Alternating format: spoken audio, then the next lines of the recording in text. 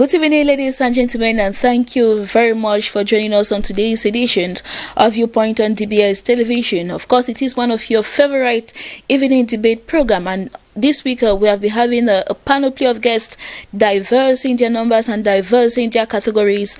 And today we will be hosting or we'll be receiving students for us to discuss issues concerning orientations in schools and preparation into getting into the university, given that this period has been plagued by the COVID-19 pandemic. And of course, she will be accompanied naturally by Mange Venasius. Here with us in the studio, we are having Fadila Rita. She is a student. Good evening to you, Fadila, and thank you for being part of us tonight. Good evening, Vanessa, and thank you for giving me the opportunity to express myself. It's a pleasure having you. Mange Venasius, good evening and welcome. Good evening, Vanessa. Good evening to our viewers. It's another opportunity to share with our viewers, especially those preparing to enter into the university. So stay tuned. Coming up now is the first part of the show.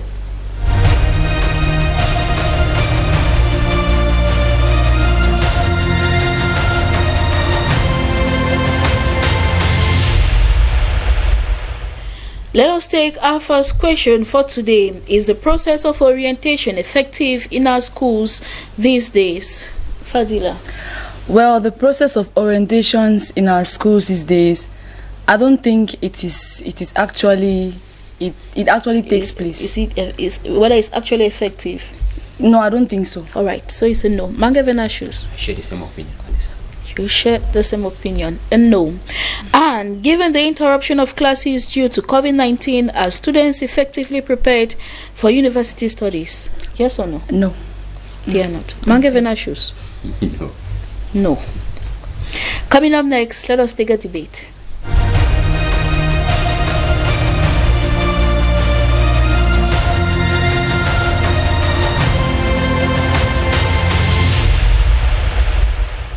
Once more, you're welcome back, ladies and gentlemen. Is the process of orientation effective in our schools these days? Fatila, as a student, you think that it is not effective.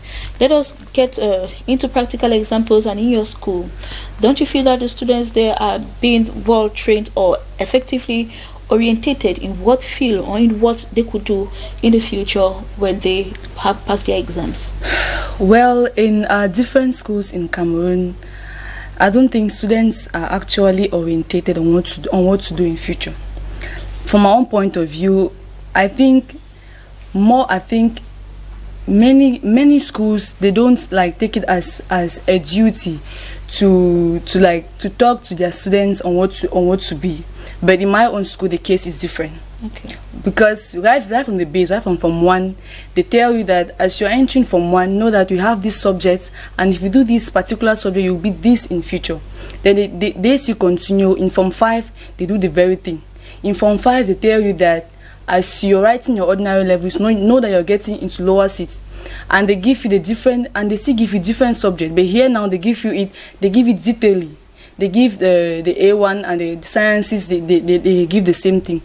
They say, A1, you have literature, history, French, and English. And if you do that, you'll be a journalist, a teacher, and whatnot, and the rest. Then, when you get into lower seats, they tell you that, yes, you have crossed the bridge, yes, but there's something bigger that awaits you ahead. Yes. And when you reach up seats now, our teachers in school, they still take it as a duty to come to class at the beginning of the term. They come and tell you that as you have reached this level, don't think that when you get into the university you'll be free. No, know that at the university you have something bigger ahead of you. We will not be there again to tell you read your book, do this, do that. No, that one that'll be your personal your personal opinion. Mm-hmm. Yes. Then they will still come and they will come back to the different fields, the A1, the A2, the A3, the A4, and the A5. They will tell you, for the A1 we have this, we have journalists. Yes, you can be a journalist, you can be a teacher. For the A2, they go detailing. Then they say then they advise us again and tell us that for students who their parents have money to further their studies, they will tell you that it's better for you to further your studies in this country or that country, so that it will be easier for you to achieve your studies, or to get into the job market. Yes. Then for those whose parents are like in the middle, they are not higher, yes, they will just tell you, as you get into the university, you cut your coat according to your size. Yes, you don't follow the crowd, because for that following the crowd, I don't think other schools they do orientate their students. They will not tell you that don't do this because you know you can do it. No, they will not give you detail as I was giving it. For example, as I was giving it. No, they will not tell you. And let's not forget that parents too, they too have a role in orientating their children. Yes, parents do not have the right to tell the child, you must do it because my friend's child is doing it. No, a parent should tell his or her child that do it because you can do it. And I, for one, I will support you till where you end. And I thank my mother for that. My mom has been behind me right from the base. She has always told me that I support you in whatever you have to do. If you do it, then yes, if you know it's that will be the best of you. Yes, I give you the full support. Yes. All right. Yes. So getting down to you personally, do you feel that you were well orientated? Yes, I was. To go into the university. Yes. So you find yourself in that position where you will not just enter the university to study maybe history or to study just chemistry to become a doctor in history tomorrow, or do you find yourself entering into the university and getting that knowledge to face the job market? Yes. I have that knowledge. You have it. Yes, you feel that way. Yes, I feel it already. All right, thank you very much, Fadila. You stay with us. The debate continues. While I turn to Manga Venashus. Manga, your point of view, you think that the process of orientating is not effective in our schools. I love the way Fadila highlighted her points, not only from the teachers, but she went in to talk about parents who try to force their children to be what they don't want to be. I actually, Vanessa, when Fadila was speaking, she mentioned what is happening in their school, how they used to do it. But I was looking at it from a global perspective, at least a larger, view. When you talk of orientation in schools, she's speaking from a context of a government school, and this department of orientation is like a new, it's like an introduction into the educational system, where some schools you hear of those in charge of orientation, they call them guidance and counseling counselors. Yes, they are supposed to help the students along in their studies, help the students along, drill them in life. Yes, it exists in government schools. But what about the private sector?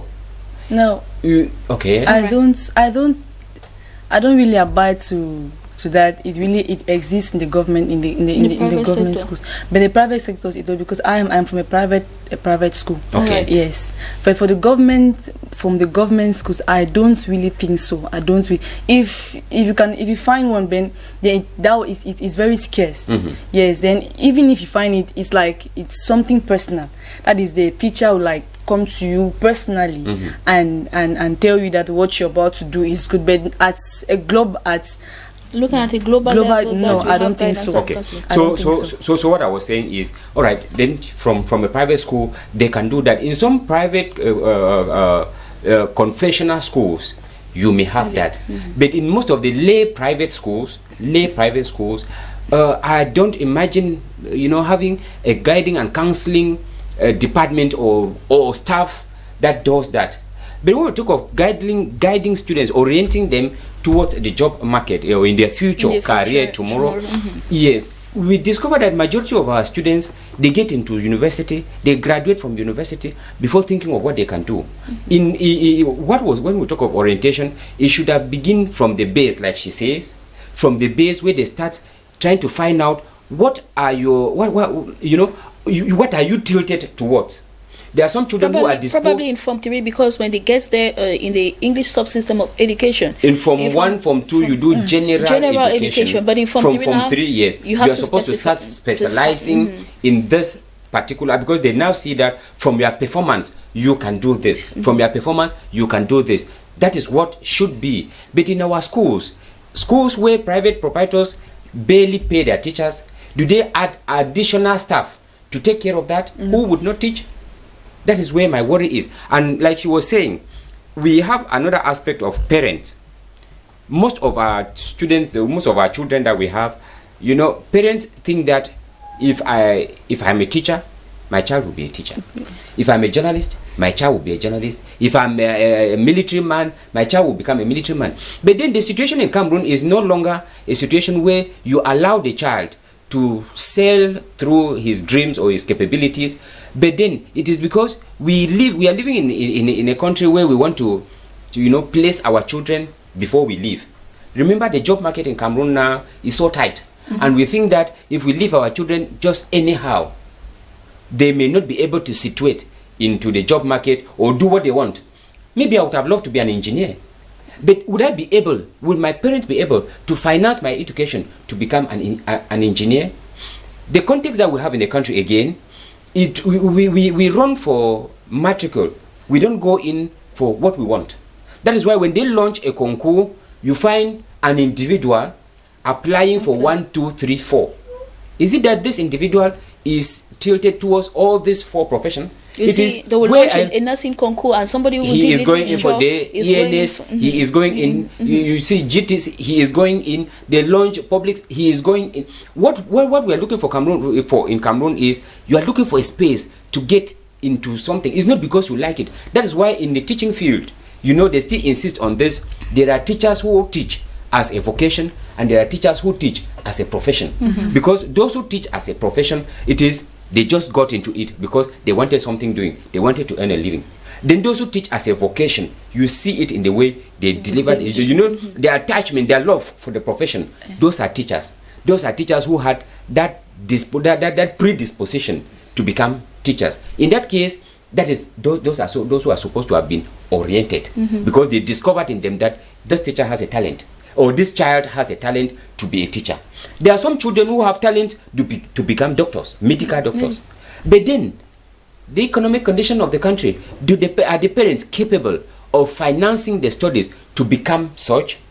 Or to be career oriented, because according to my observation, a lot of people now, they take a particular subject in university, or they study something according to the means of their parents. Not necessarily what they want. That is where I'm driving at. That's why I'm saying that maybe this child had that capability to become a medical doctor, and because you are not able to finance the studies right up to Qs to become a doctor, that child would automatically drop. And once something comes up, maybe you want to become a teacher, he just falls into it, and you find the product, the output will be. That's where they are talking of raising the output level in Cameroon, because most of what we do now is mediocre production. Yes, because we don't give our best. We don't situate ourselves where we are. We don't situate ourselves where our talents were supposed to be. We just find ourselves because we want to survive. We are looking for a way to survive. That's why when you look at the teaching field today, it's like anybody who graduates from the university today, you must pass through teaching. Yeah, because you have to survive. You have to live. Do you have that capability to become a teacher? Vanessa, when we're talking of orientation in schools, Fadila has explained what happens in their school. But then, is that teacher well placed? Is that teacher well placed to explain to that student the ups and downs of what it takes to become a journalist? Is that teacher well placed to explain? Yes, please. All right.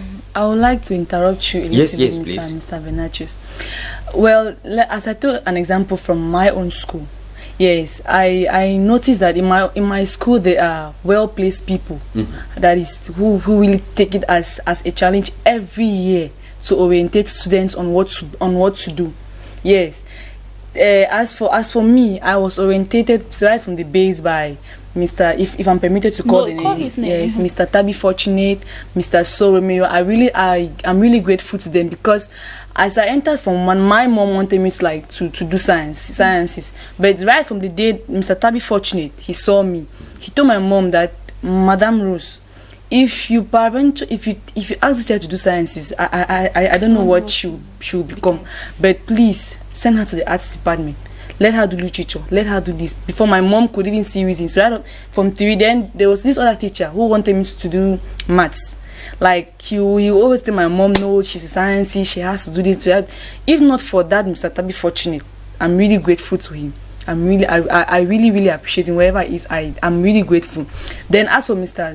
Soromio, he too equally played a leading role to me. He's like, I look up to him like a hero, a role model. Like a role model. Yes, because he will tell you that as you're leaving this place, he will even tell you that there is this thing, if you do it, it's going to help you to like do it. Yes, Mr. Venatus, there are people who are well placed in my same thing with the science department. Okay. Not just for the arts department, same thing with the science department. All right. Yeah. That's why we are talking about this orientation being effective or not. And I would rather think that if we look forward to handing over the baton to the younger generations, I think it should be a kind of an organized, organized situation where each school should invite specialists. Yes. Invite a journalist to come down to school and talk to this from 3 students, talk to this from 2 students, from 5 students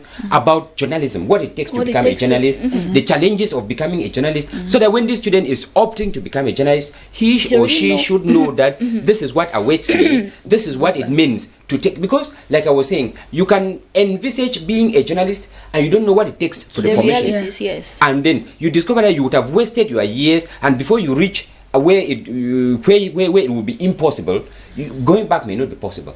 It's just like I was saying about medical doctors. Maybe this student wants to become a doctor, and doctors should be able to let the students understand that for you to become a doctor, after your A level, you will have to study about 7 years in a higher center of learning, and from there you graduate to become a doctor.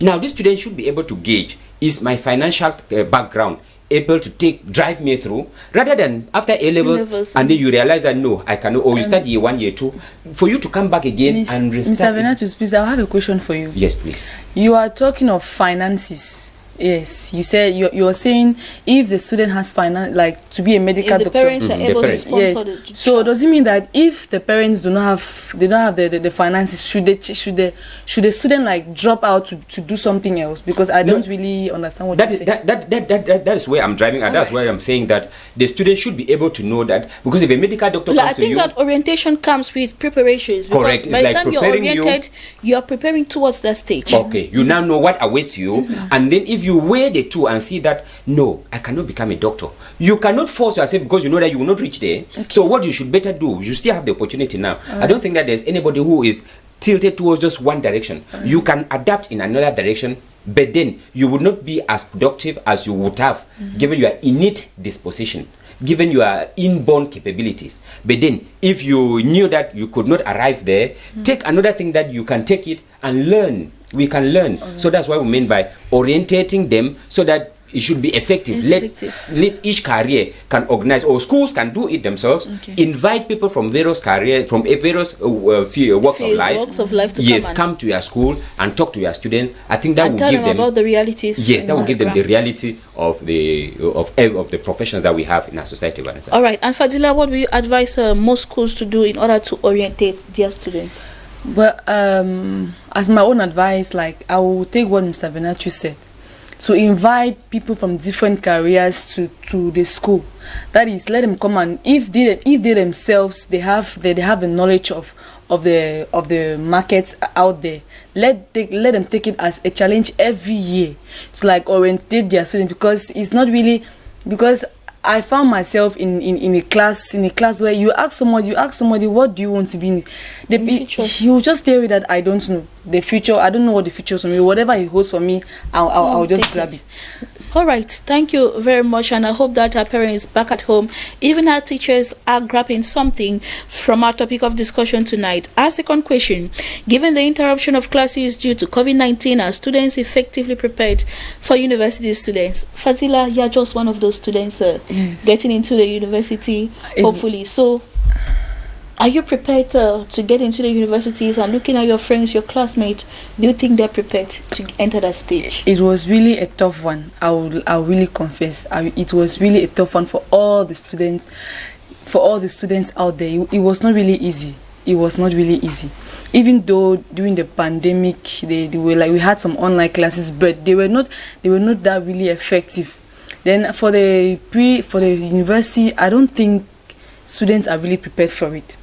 Firstly, I'll start by saying that students, the rumor of the exam being cancelled really traumatized students. That is, students were crying and saying that the year is lost. The year is just lost like that. So when they said reopening of schools, just said, let me just go and write the exam because I've paid the money and I have to write it so as to please my parents. That's what most of them were saying. So I don't really think they are really prepared. The rumors were just too much. Okay. They were so, you are not writing this year. I'm really short of words. I'm postponing the exams. The francophones that they wrote exam, then they postponed it. That was just catastrophe. It was catastrophic. It was really catastrophic for them. All right. So, but then with all this, you must have written the exams and you're prepared, or you think that you probably make it for the exams. Yeah. So when you succeed, don't you have any plans for the university? Have you not sat and think for a while that what am I going to do, or how my university look like? No, I have thought. Yes, I have. And so, how are you prepared to enter? Because it's a different world. It's a different world compared to the classrooms where you'll be sitting 4 angles, where you are compared to being in class from this time to time. The university, you are responsible to yourself and to your activities. So how prepared are you?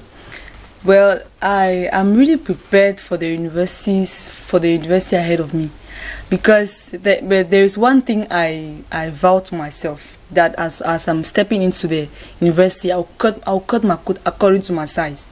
That is, I'll not go there so as to follow other students. No, I will not like put my hand where for me to remove it back, it'll be harder, it'll be bigger, it'll be harder than me. So, no, but that's the first. My first aim I had with me, and I'm really prepared for it. Prepared for it. All right, we are together in the discussion. Hope that it flows. Mangavena shows you think our students are not effectively prepared for university studies, given the interruption of classes as a result of the COVID-19. Like Fadila says, she lacks what to actually express how unprepared students are, given that a lot of them have expressed like they have given up since exams were postponed and repostponed, and they ended up writing the exams. This is first class information that we have, because we, in their shoe, we are trying to reason in their shoe. It's just normal, psychologically speaking, that these students should have been disturbed. Right from March, they were preparing for their exams like normal students, like the other years have always been. And all of a sudden, the coronavirus came in and classes have to stop.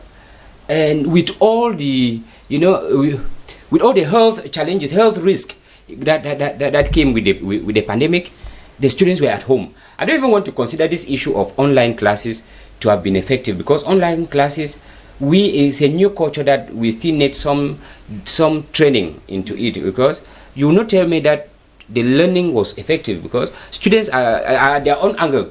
You don't know whether this student is studying in his room or in her room or in front of the television, or you don't know even where they are.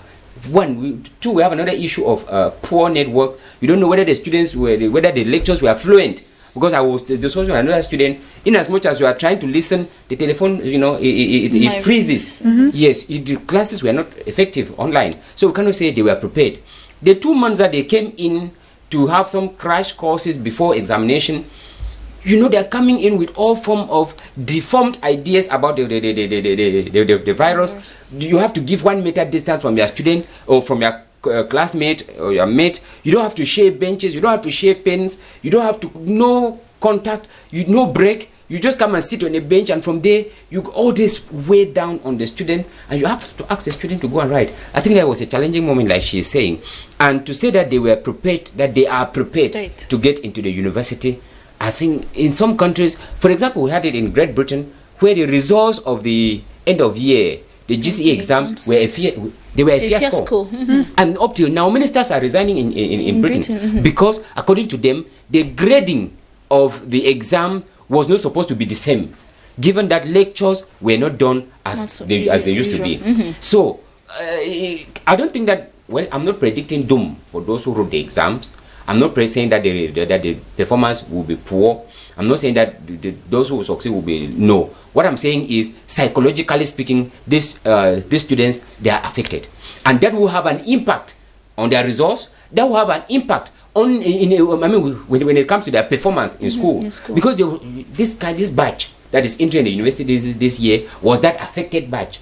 I remember somebody was saying it, that would be the coronavirus batch, because you were laughing at it, saying that they are the coronavirus batch. And you know, when you study with that stigmatization, it affects them psychologically, because each time they will talk about coronavirus, they will remember the year they almost never wrote their exams. Remember, she said some of them were just writing, one, to please their parents, two, because they are registered, they just had to write the exams. So it was no more an evaluation or end of course examination that they had to go through and get into the university. So I think that it will have to play much on their studies, Vanessa. Thank you very much, Mange Venashu. So Fadila, Rita, maybe you want to advise other students like you who are preparing to get into the university.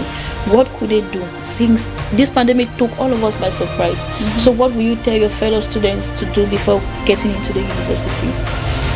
Well, I would tell my fellow students out there not to give up, because I don't think giving up now will be a solution to it.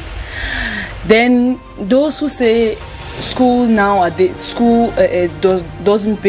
doesn't pay these days, I don't really abide to it. What I would just tell them that do not give up.